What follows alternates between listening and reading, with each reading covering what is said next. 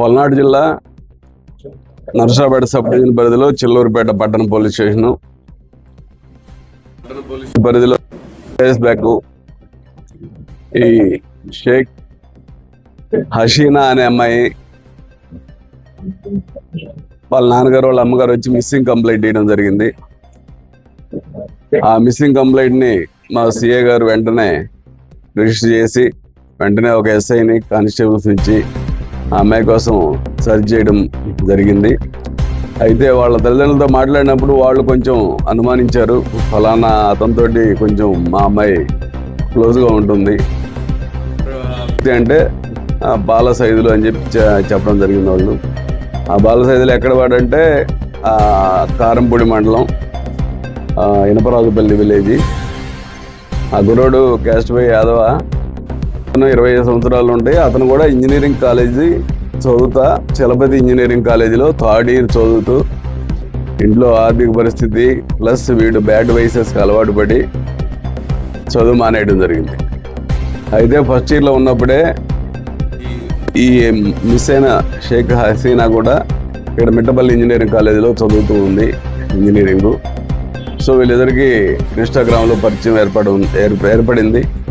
ఆ పరిచయం మేరకు వీళ్ళు దాదాపు 3 years పరిచయంలో ఉన్నారు.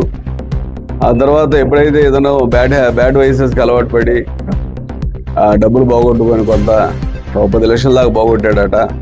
10 లక్షలు అప్పులు పాలయ్యి ఇంక వద్దు నాన్న నువ్వు చదవద్దేం వద్దు రా అని వాళ్ళకి ఏదో 1 ఎకరం ఉంటే పొలం వ్యవసాయ పనులు చేసుకోవడానికి అతన్ని పూర్తిగా మాన్పించేశారు వాళ్ళ తల్లిదండ్రులు. చదువు మానిపించిన దగ్గర నుంచి కూడా ఈ అమ్మాయి పాజిటివ్గా ఉన్నా కూడా అతను బాగా నెగిటివ్గా తయారయ్యి ఈ అమ్మాయిని కొట్టడము చేయడము బాగా ఇబ్బందికరంగా పెడుతున్నాడన్న ఉద్దేశంతో ఈ అమ్మాయి అవాయిడ్ చేయిస్తుంది. ఎప్పుడైతే అవాయిడ్ చేస్తూ పూర్తిగా అవాయిడ్ చేయడం జరిగిందో ఈ అమ్మాయి నాకు దక్కదన్న ఉద్దేశంతో వాడు మొన్న 3 days బ్యాక్ నమ్మకంగా రమ్మని మీతో మాట్లాడాలి పని ఉంది రమ్మని చెప్పి నమ్మకంగా మంచిగా మాట్లాడి పంపిస్తాను, ఫైనల్ చేసుకుందాం మనం, నువ్వు అవసరం లేదు నాకు కూడా, ఎందుకు తేల్చేసుకుందాం అని చెప్పి లాగా చెప్తే ఓకే మంచిది అలాగే చెప్పేసి వెళ్ళింది నమ్మకంగా. ఈ అమ్మాయిని వెంట పెట్టుకొని బుడి దగ్గర ఒక అడవిలాగా ప్రాంతం దగ్గర తీసుకెళ్ళి ఈ అమ్మాయిని గొంతులు చంపేసి చంపిన తర్వాత వీడు ముందే తెచ్చుకున్నటువంటి ఉద్దేశపూర్వకంగా ఆ పెట్రోలు బండిలో దాదాపు ఒక 2 లీటర్లు దాన్ని పోసి కాల్ చేసి దాదాపు అక్కడ 2 గంటలు దగ్గరే ఉండి, ఎందుకంటే ఐసోలేటెడ్ ప్లేస్ అయినందువల్ల ఎవరు కూడా చూడలేదు, పూర్తిగా దాదాపు 90% కాలిన దాకా దగ్గరే ఉండి ఇతను అక్కడి నుంచి వెళ్ళిపోతూ వాళ్ళ అమ్మగారికి ఫోన్ చేశాడు.